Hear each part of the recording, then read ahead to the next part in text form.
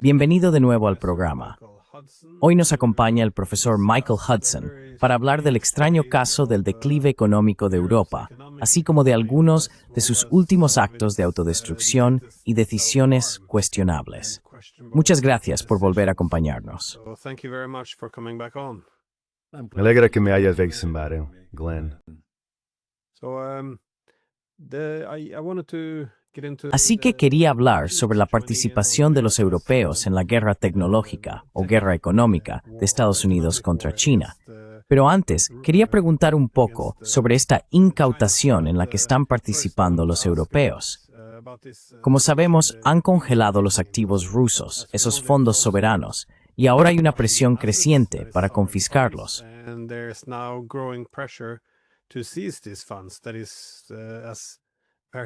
Es decir, como escriben varios periódicos, están buscando algo que haga parecer legal el hecho de robar esencialmente los activos rusos, fondos soberanos, algo que nunca se ha hecho antes. Lo que hace que esto sea único es que los estadounidenses no quieren participar, porque por supuesto se convertirían en parias financieros. Japón tampoco quiere hacerlo. Pero por alguna razón, los europeos parecen bastante decididos a que esto es algo que deben hacer. ¿Qué opinas de esta decisión? Es bastante interesante. Quieren tomar los activos rusos y usarlos como garantía para un préstamo que no se puede devolver. Así que, de cualquier manera, los rusos no van a recuperar su dinero, más o menos.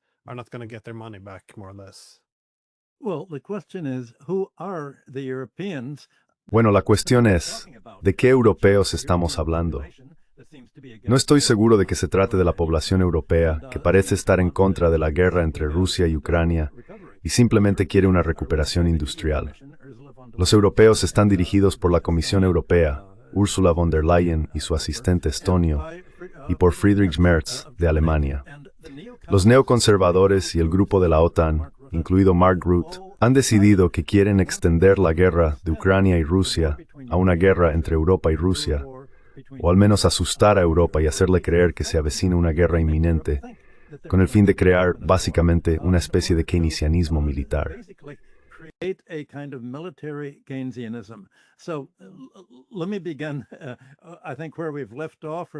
Permítanme empezar, creo, por donde lo dejamos o por lo que discutimos antes, sobre los $300 mil millones en depósitos rusos en Euroclear, la organización de compensación con sede en Bruselas que gestionaba las divisas extranjeras de Rusia en euros y dólares. Nadie sabe dónde ha colocado realmente Euroclear esos 300 mil millones o euros en activos. Parece que los ha distribuido entre muchos países y muchas inversiones. Ha habido muchos intentos por parte de periodistas y políticos de averiguar dónde está, pero nadie lo sabe. El primer ministro belga dice que, bueno, dado que Euroclear está en nuestro país, solo tenemos entre 10 mil y 20 mil millones de este dinero en juego, pero estamos en contra de que Europa confisque Euroclear.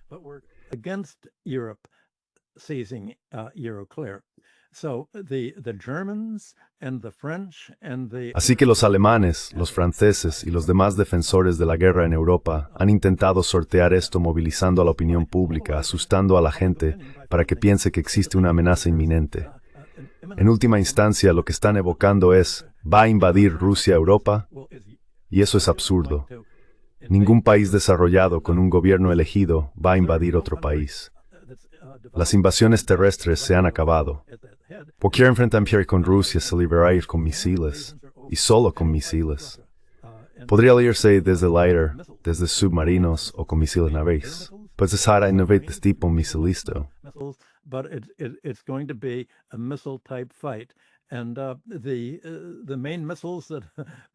Los principales misiles de los que se ha hablado hasta ahora son los drones. Creo que el objetivo, lo que Merz y los europeos que intentan establecer los intereses europeos frente a los de Rusia están haciendo, es lograr una especie de keynesianismo militar, basado en la supuesta necesidad de luchar contra Rusia o defenderse de ella. En realidad, es una extensión del bombardeo de Ucrania, y hacia ahí se dirige claramente el conflicto. Ahora, el plan de Merz y Alemania es entregar dinero a Ucrania procedente de Euroclear, que se destinará a una cuenta ucraniana para comprar armas con las que luchar contra Rusia. Nadie confía lo suficiente en la cleptocracia ucraniana como para entregar directamente los 300.000 millones de dólares a Ucrania.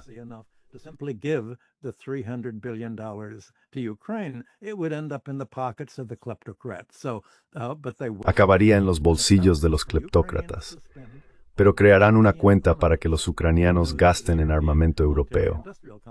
Buenas noticias para el complejo militar industrial europeo, cuyas acciones han estado subiendo, mientras que otras acciones industriales no han seguido la misma tendencia debido a la desaceleración provocada por el fin del comercio de petróleo y gas ruso.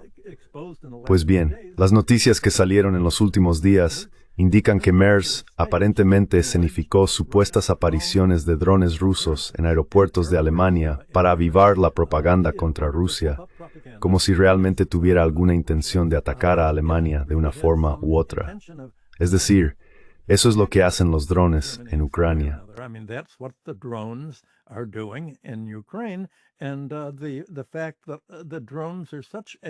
Y el hecho de que los drones sean una forma de guerra tan nueva en los últimos 3 años demuestra que este fue el botón correcto que pulsar para el público alemán y europeo. Ya has tenido al jefe de la OTAN, Mark Rutte, pidiendo que la OTAN esté preparada para una confrontación a largo plazo con Rusia. Bueno, una confrontación significa en algún momento una guerra. De eso trata la OTAN. Afirma que la alianza ha cambiado el rumbo en cuanto a la munición y dice que la OTAN está ganando actualmente. Y si lees la prensa europea, la prensa popular, los medios de masas, todos dicen que Ucrania tiene una oportunidad de vencer a Rusia. Simplemente está luchando hasta llegar a un punto muerto.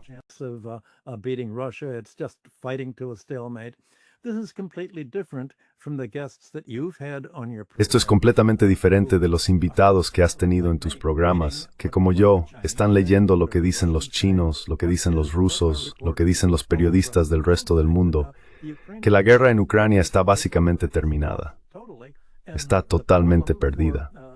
Y el problema para las economías industriales europeas, según Marx y MERS, es, bueno, si la guerra en Ucrania se ha perdido, ¿para qué vamos a usar todas nuestras armas? ¿Quién las va a comprar? No. Estados Unidos está pidiendo a Europa que compre armas estadounidenses para la OTAN. La OTAN necesita la amenaza de guerra para mantener la producción y el empleo del complejo militar industrial en los que parece dispuesta a basar la economía.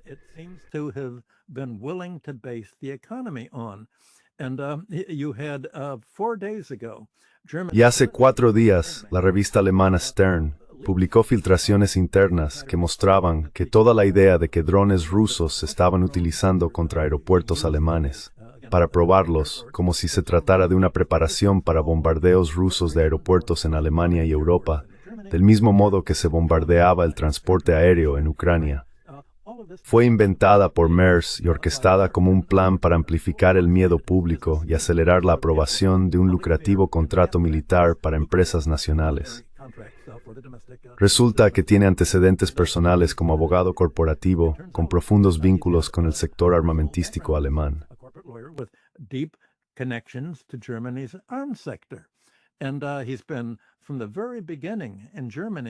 Y desde el principio, como líder democristiano en Alemania, ha estado defendiendo un mayor gasto en defensa, diciendo que eso es lo que conducirá a la recuperación alemana, si es que la industria alemana puede siquiera recuperarse, dado el rompimiento de las relaciones con Rusia y ahora la inminente ruptura con China también. Así que, si estas filtraciones resultan ser ciertas, y Sarah Wagenknecht en Alemania ha sido muy clara al respecto, exigiendo llegar al fondo del asunto e insistiendo en una investigación pública, entonces será evidente que Europa tiene su propio Estado profundo, formado por la OTAN y los neoconservadores antirrusos, tan serio como el Estado profundo estadounidense, en su empeño por fomentar la confrontación y, en última instancia, la guerra con Rusia.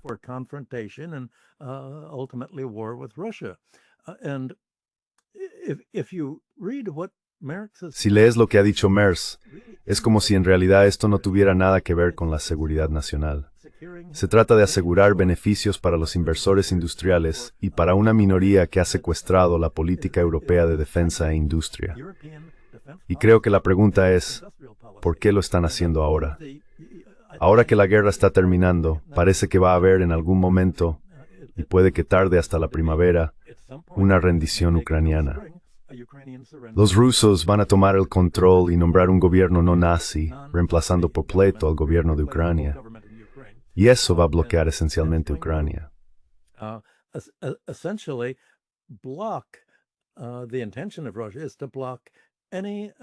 La intención de Rusia es bloquear cualquier intento de Europa de enviar más misiles o armas que ataquen a la propia Rusia.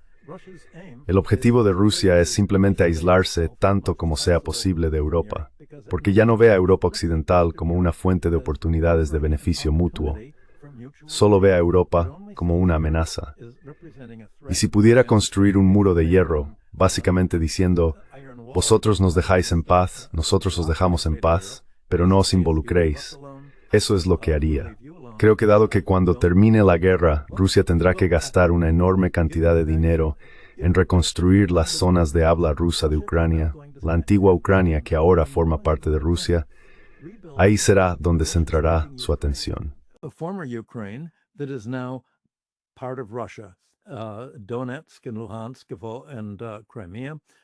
Donetsk, Luhansk y Crimea ya han votado, han celebrado un referéndum para reincorporarse a Rusia, y Rusia va a necesitar mucho dinero. La oportunidad de poner fin a la guerra en Ucrania ofreció a Rusia la posibilidad de decir, bueno, estáis exigiendo reparaciones a Rusia por la guerra en Ucrania que vosotros, la OTAN, iniciasteis con el golpe de Estado estadounidense-británico de 2016, llevado a cabo por los nazis que derrocaron al gobierno elegido. Fue la OTAN en Europa la que apoyó a los ucranianos en una guerra étnica contra las provincias orientales de habla rusa. Así que nosotros somos las víctimas, no los agresores. Si alguien debe pagar reparaciones, es Europa la que debe reparaciones a Rusia.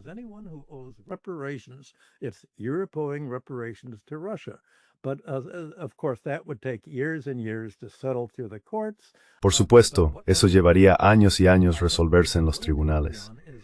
Pero lo que creo que Rusia estaría dispuesta a aceptar es algo como, bueno, vamos a usar esos 300.000 millones para gastarlos principalmente en Europa, para iniciar la reconstrucción y la rehabilitación del sector inmobiliario, la industria y las economías de Lugansk, Donbass y otras partes de la antigua Ucrania que ahora forman parte de Rusia. Y creo que lo que Merz y el grupo antirruso en el liderazgo europeo intentan hacer es impedir esta oportunidad. No quieren que Rusia gaste su dinero en Europa para reconstruir las antiguas provincias de habla rusa de Ucrania.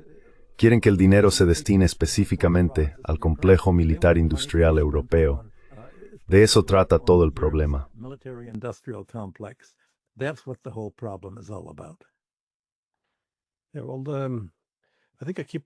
Creo que un problema clave para Europa es que la guerra actual, la guerra en curso, es más o menos una condición para la supervivencia de Occidente político y, de hecho, de la propia Europa.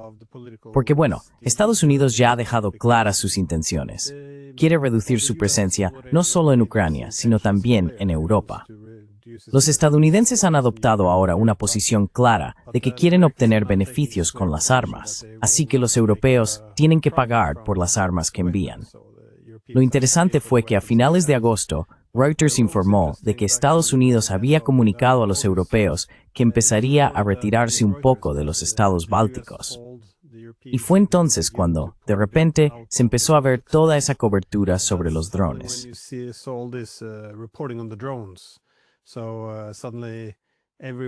Así que, de repente, todo el mundo, ya sabes, cree que vio un dron, pero no se ha confirmado. O se vieron drones reales, pero ninguno estaba vinculado a Rusia. Muchos resultaron ser personas que volaban drones por afición, alemanes en Alemania, por ejemplo. Pero la narrativa sigue ahí. No hay ni una sola prueba, pero si sumas 0 más 0 más 0, de repente tienes al menos un 1 en las matemáticas europeas. También vemos ahora que Estados Unidos está retirando gradualmente parte de sus tropas de Polonia y Rumanía, y esto está generando cierta alarma. Lo único que podría hacer que Estados Unidos quizá cambiara de opinión sería que se estuviera gestando un conflicto real, alguna amenaza concreta hacia Europa. Pero por lo demás, sí, también quería decir que Europa en sí corre el riesgo de fragmentarse, porque la principal fortaleza de la UE era su poder de negociación colectiva, la capacidad de mantenerse unida. Esta cesión de soberanía hacia Bruselas solía permitir que la UEM ofreciera algunos beneficios económicos tangibles a sus Estados miembros. La UE ya no funciona realmente bien en el ámbito económico. Así que en este momento, mi unidad es en gran medida dera. Una vez que me que na iwen mi spitzeraf nintesa. Creo que gran parte de esto es thevord brang por qué liderazgo político en Europa parece tan espestusor o tan desesperador por mantener la rampa.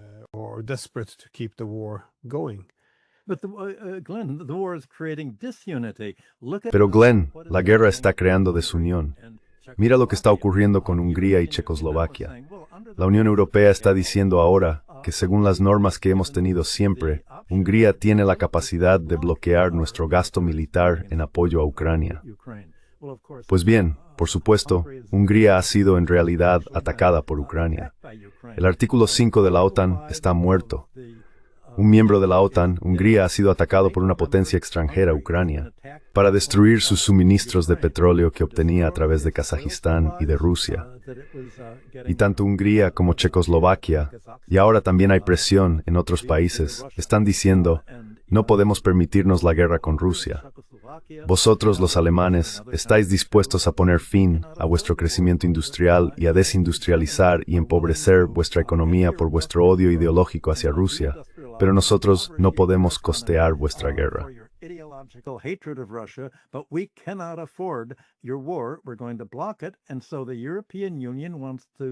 Vamos a bloquearlo. Y entonces la Unión Europea quiere cambiar las reglas para que los países miembros ya no tengan derecho a bloquear. ¿Qué se supone que debe hacer Hungría? Unirse a la Organización de Cooperación de Shanghái. Está quedando al margen. La guerra, creo, no solo está dividiendo a los países europeos entre sí, también está dividiendo al liderazgo derechista de la OTAN del resto de Europa. Los votantes, la población en general, quieren una recuperación económica. No quieren guerra, porque la guerra los va a empobrecer. La guerra enriquecerá a las empresas militares representadas por Merz y otros líderes pro-guerra, pero no va a ayudar a la economía en absoluto. Así que creo que es profundamente divisiva.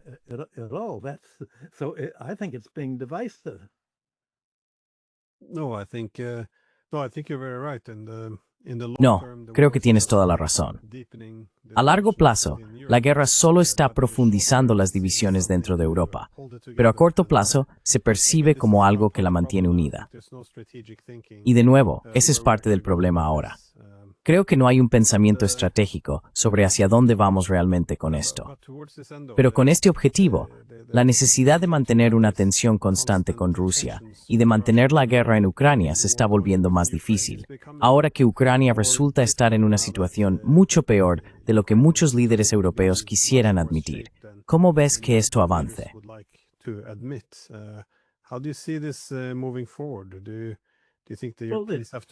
¿Crees que los europeos tienen que intervenir? Porque ahora se habla mucho de eso en Europa. El ex secretario general de la OTAN sostiene que los europeos o la OTAN deberían empezar a interceptar misiles y drones rusos desde territorio de la OTAN.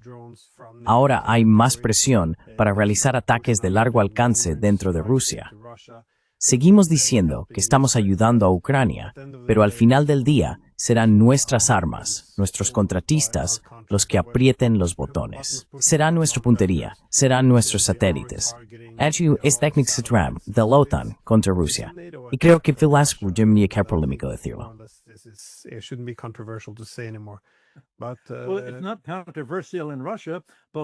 No es un tema controvertido en Rusia.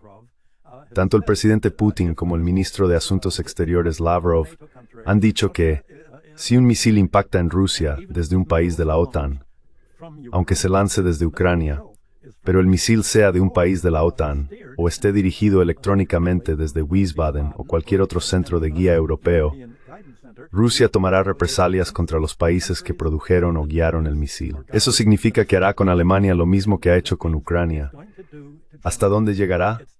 ¿Se limitará a atacar empresas militares, bases del ejército, compañías eléctricas o irá más allá? La respuesta de Rusia será: si nos envías un misil, nosotros te enviaremos misiles a ti. Vosotros los europeos no tenéis defensa contra nuestros nuevos misiles hipersónicos.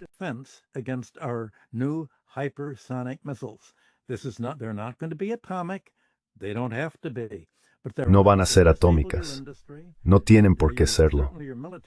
Pero son suficientes para inutilizar vuestra industria, sin duda vuestra industria militar, para inutilizar vuestra capacidad de lanzar misiles. Podemos inutilizar no solo a vuestros fabricantes de armas, sino también vuestras instalaciones electrónicas y eléctricas, vuestros sistemas de transporte, vuestros ferrocarriles, vuestros aeropuertos, vuestros puertos.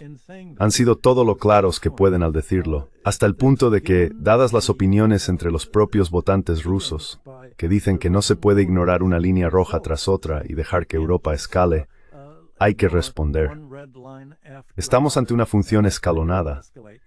Rusia ha intentado advertir a Europa una y otra vez: esto es lo que va a pasar si realmente lo hacéis. Y Europa ha decidido que eso es lo que quiere.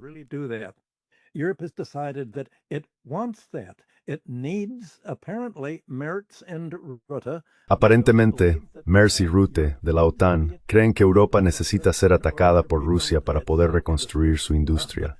Pero el ataque de Rusia va a impedir que la reconstruya.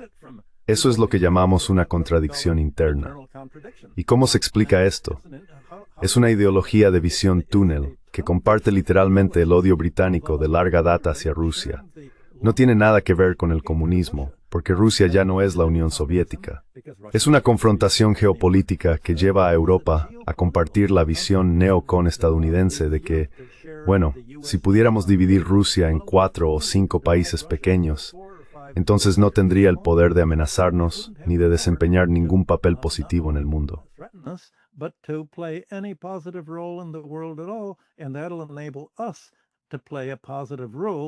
Y eso nos permitirá desempeñar un papel positivo en el mundo como los principales títeres de Estados Unidos, administrando el resto del mundo en nombre de América. Quiero decir, eso es bastante lamentable, pero hacia ahí se está moviendo todo. Y sabes, tengo otras cosas de las que quiero hablar en tu programa. Lo que ha hecho la Unión Europea es decir que no basta con luchar contra Rusia. Como ha dicho Rutte, esto no es solo una lucha contra Rusia.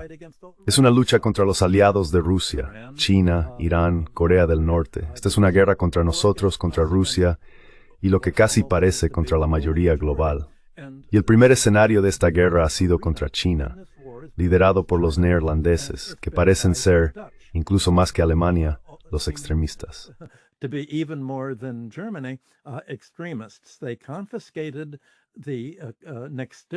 Confiscaron la empresa de baterías Nexteria que las firmas chinas habían comprado y desarrollado en Alemania y en los Países Bajos, para proporcionar una etapa básica en la transformación de obleas de silicio en baterías. Esto no es, en sí mismo, un asunto de seguridad nacional. De hecho, precisamente porque no es un asunto de seguridad nacional, es una tecnología tan común y mundana, los automóviles Mercedes, Volkswagen, todas las grandes compañías automovilísticas alemanas y la industria en general necesitan todas esas baterías. Las baterías son bastante simples, pero la tecnología requiere, diría yo, un par de años para desarrollarse. Así que cuando Donald Trump y los estadounidenses presionaron al gobierno neerlandés, dijeron: tenéis que incautar cualquier empresa de la que China posea el 50% más, o de la que los inversores chinos posean el 50% más. Tenéis que confiscarla como parte de nuestra guerra contra China, porque nosotros, los estadounidenses, no vamos a unirnos a vuestra lucha contra Rusia, pero acabaremos luchando contra China como nuestro enemigo existencial, como les gusta decir a los estadounidenses.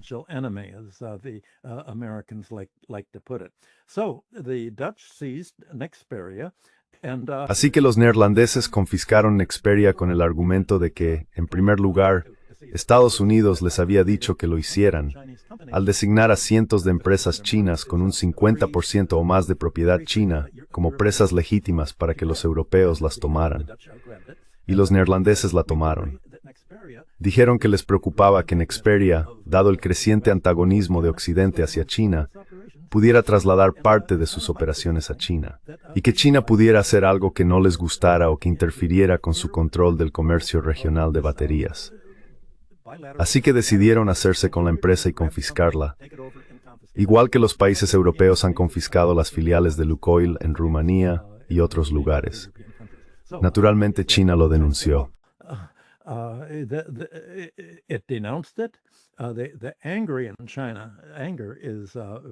La indignación en China es muy evidente. Dijeron, ¿cómo podéis hacer esto? El sector manufacturero europeo depende de las baterías de Nexperia. Millones de sus productos se venden por toda Europa. No son muy caros, pero son insumos clave para los automóviles y otras maquinarias básicas. Y ahora todo esto va a quedar bloqueado. China dijo, bueno, evidentemente, no vamos a seguir produciendo toda esta producción para empresas que han sido confiscadas por el gobierno neerlandés en violación del derecho internacional, simplemente porque los estadounidenses se lo han ordenado. Los neerlandeses respondieron diciendo que Donald Trump, en efecto, ha declarado que ya no impone la regla del 50% contra las empresas designadas de China.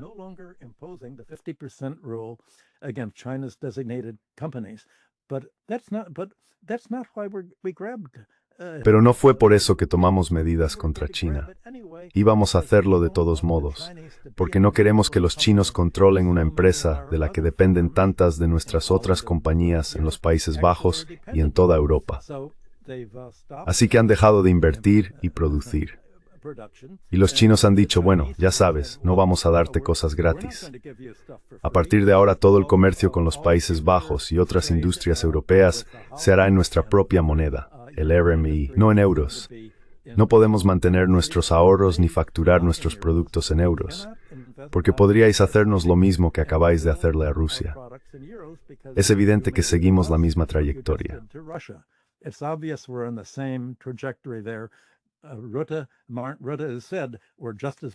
Y Rutte ha dicho que somos tan malos como Rusia porque estamos importando petróleo ruso, y se supone que eso ayuda a Rusia a derrotar a Ucrania, junto con toda la fantasía de interconexiones que los europeos han trazado. Así que el incidente de Nexperia se ha convertido para China en una especie de barómetro de la credibilidad institucional de Europa, como han dicho los portavoces chinos. Y China ha detenido unilateralmente el suministro de obleas a Nexperia, alegando su propia seguridad nacional para todo esto. Así que no veo ninguna posibilidad de resolución todavía. Los neerlandeses siguen diciendo, creemos que los chinos van a ser razonables y se rendirán ante nosotros. Bueno, China no va a rendirse. De hecho, está bloqueando exportaciones clave, no solo de tierras raras, sino también de otras materias primas.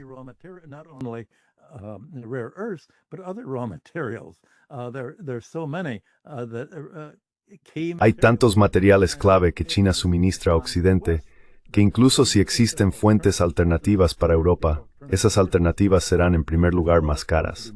Y en segundo lugar, llevará bastante tiempo ponerlas en marcha. China ha dicho que, por supuesto, puede replicar en casa lo que Nexperia producía en los Países Bajos. Tiene filiales por toda Europa. Por supuesto que podemos hacerlo, pero llevará un tiempo. Y desde luego,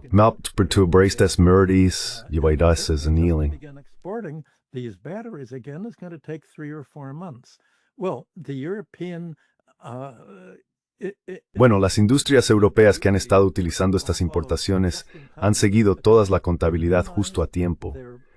Han minimizado sus inventarios para poder operar con menores gastos empresariales. Así que Europa no tiene existencias de estas baterías. Y va a tener que, empresas de toda Europa, en un plazo de 2 meses han anunciado, Mercedes y otras, que van a tener que cerrar sus plantas porque no se puede fabricar un coche sin estas baterías simples y básicas que suben y bajan las ventanillas. Ya sabes, los sistemas de control interno automáticos de los coches. Y van a tener que despedir a su plantilla.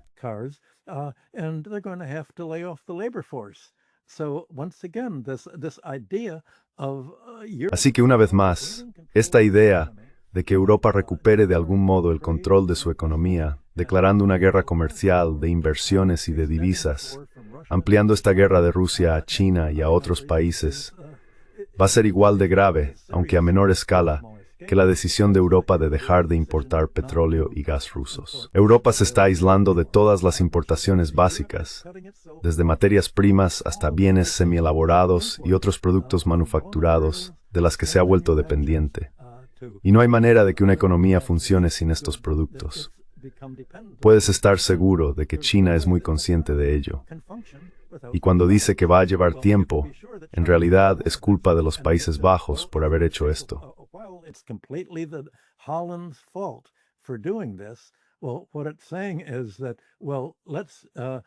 Bueno, lo que está diciendo es, dejemos que los países europeos luchen entre ellos para ver cuál es la resolución. Y por supuesto, cuando haya una resolución, tendrá que haber reparaciones.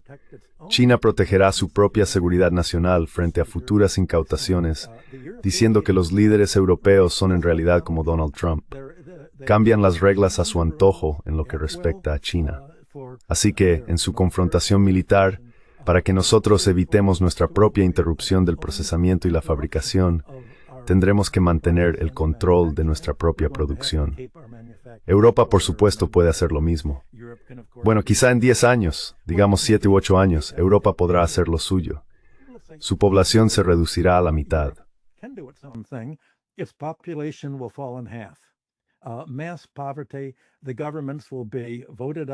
Pobreza masiva. Los gobiernos serán expulsados del poder.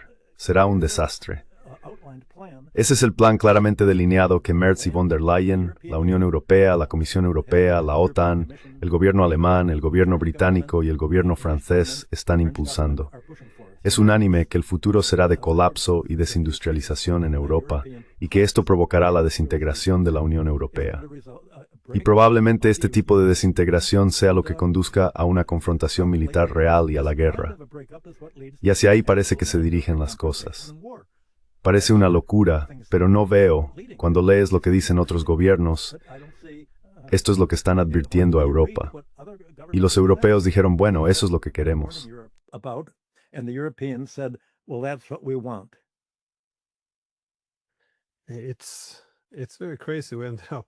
Es realmente una locura que hayamos acabado en esta situación. La cuestión es que el mercado ruso era en realidad bastante bueno para Europa. Era una parte muy importante de todo el modelo de desarrollo, no solo por toda la energía barata que suministraba Rusia, sino también por lo que los rusos hacían con todo ese dinero. En gran medida compraban bienes europeos, productos manufacturados, y si participaban en proyectos energéticos especiales, como trabajos en el Ártico, a menudo era con la esperanza de desarrollar esa gran Europa, basada en la idea de Gorbachev de una casa común europea. Europa solía ser favorecida como socia, junto con Estados Unidos, bajo la suposición de que la conectividad económica conduciría de algún modo a la integración gradual de Rusia. Es simplemente una locura seguir por este camino, porque fueron los estadounidenses quienes presionaron con mucha fuerza para la expansión de la OTAN, con el fin de volver a dividir el continente y remilitarizarlo.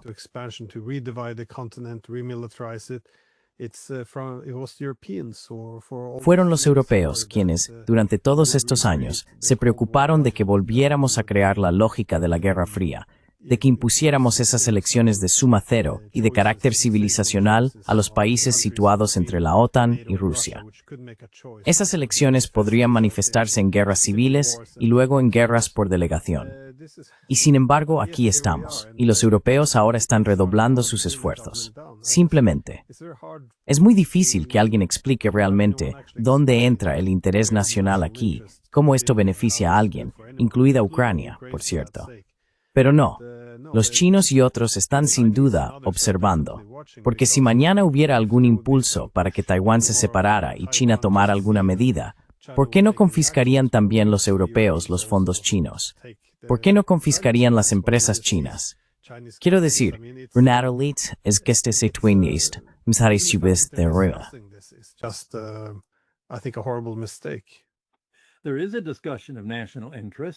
Hay un debate sobre el interés nacional, y Merz, Rutte y von der Leyen han dicho que nuestro interés nacional consiste en desindustrializar Europa. Nuestro interés nacional es antiobrero. Nuestro interés nacional es la guerra. Esa es su idea de interés nacional. Así que no es lo que tú entiendes por interés nacional. Cuando tú y yo hablamos de interés nacional, lo usamos como se usaba hace 50 años. Es el interés de toda la economía. Si preguntas, ¿qué es lo que beneficia a la economía en términos de su bienestar material y el bienestar de la población? El aumento de la producción y la distribución más equitativa de esa producción. Así es como tú y yo, y creo que la mayoría de tus oyentes, definimos el interés nacional.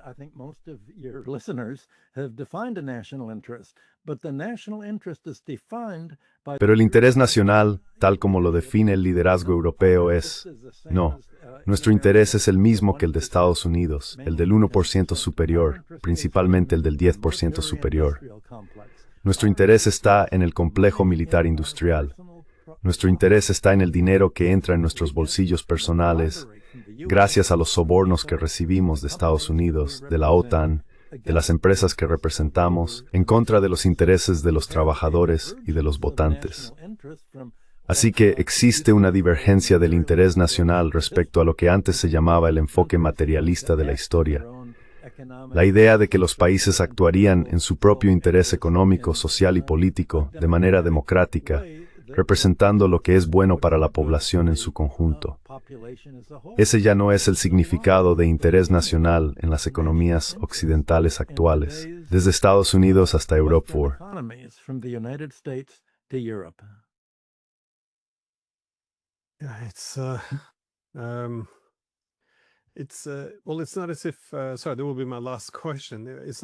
Bueno, no es como si, perdón, esta será mi última pregunta. No es como si no hubiera habido algunos problemas estructurales antes de este conflicto. Si miramos la economía europea hace 20 años, estaba cerca de la paridad con Estados Unidos, la UE y Estados Unidos. Pero desde entonces, las divisiones entre estadounidenses y europeos no han hecho más que aumentar. Me preguntaba, ¿cómo ve usted la lógica detrás de esto? ¿Se trata de los costes energéticos, de la soberanía tecnológica, de la financiarización, o simplemente de subordinar los intereses europeos a los intereses económicos, principalmente a los intereses geopolíticos de Estados Unidos?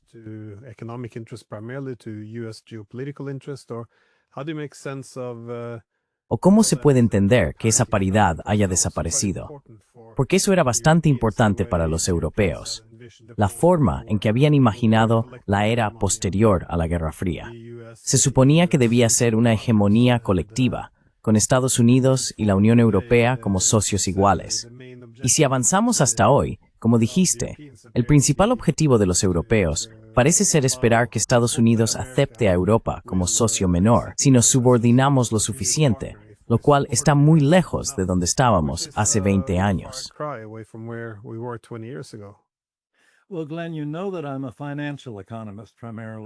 Bueno, Glenn, sabes que soy principalmente un economista financiero, así que no es ninguna sorpresa. Atribuyo todo el declive de Europa a su desastrosa adopción del euro. Son las normas respaldadas por Alemania las que establecen que los gobiernos europeos, incluido el Banco Central de la Unión Europea, no deben crear su propio dinero. Básicamente tienen que endeudarse y no pueden tener un déficit presupuestario superior al 5% del PIB. Desde el principio, Europa afirmó que bajo estas reglas, nunca podría aplicar las mismas políticas keynesianas de recuperación económica que han utilizado Estados Unidos, China y todos los países industriales exitosos. Decidieron atar de manos al sistema bancario y financiero europeo, impidiendo que los gobiernos proporcionaran suficiente crédito para permitir el crecimiento de la economía.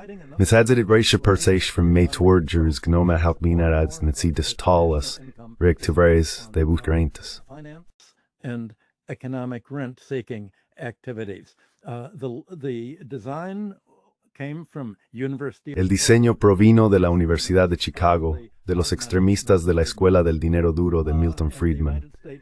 Y Estados Unidos sabía exactamente lo que estaba haciendo. Al imponer estas reglas autodestructivas y de visión estrecha a Europa, Europa no podía utilizar el tipo de política monetaria moderna que Estados Unidos emplea con fines de derechas, pero no con los fines para los que se desarrolló la teoría monetaria moderna. Ayudar al crecimiento de la economía en su conjunto. Así que Europa se ató las manos desde el principio al no permitir que el gobierno desempeñara un papel. Estados Unidos apoyó a los políticos que decían, aunque Europa se una ahora, será una Europa de corporaciones. Queremos que el país esté dirigido por Meloni en Italia. Queremos exactamente el corporativismo que Mussolini defendía para Italia.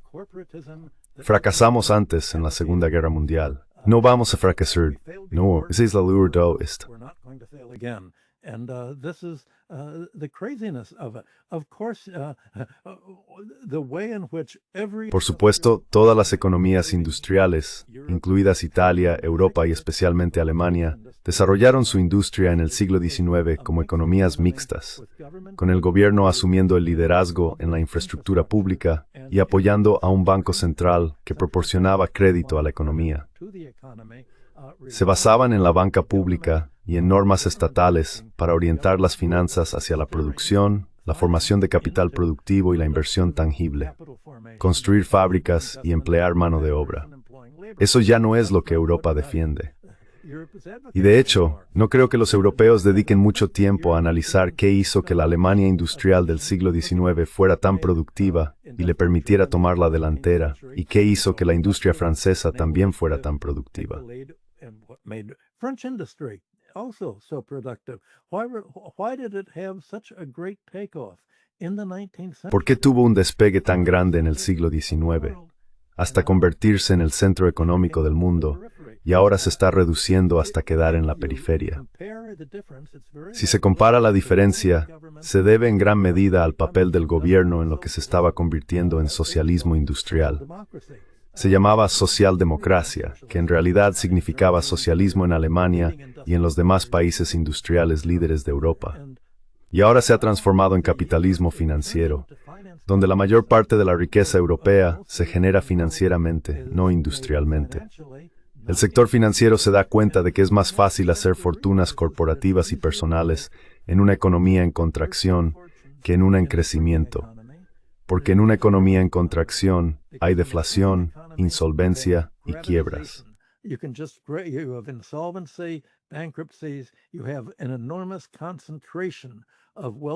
Tienes una enorme concentración de la propiedad de la riqueza, y vas a ver eso en Europa igual que lo estás viendo en Estados Unidos. Esa polarización acaba empobreciendo a la economía en su conjunto y también conduce a una suspensión de la libertad democrática, de expresión, de voto. Neutraliza el papel de los votantes en la elección de los cargos nacionales a través de este sistema de control abrumador de la UPOE, que ha sido tomado por una unión de los neoconservadores y la oligarquía financiera, basándose cada vez más en el complejo militar industrial y sus vínculos con Estados Unidos. Actúa como una especie de subsidio para esas empresas y personalidades, los Tony Blair del continente europeo y las Merkel, que han sido capaces de tomar el control.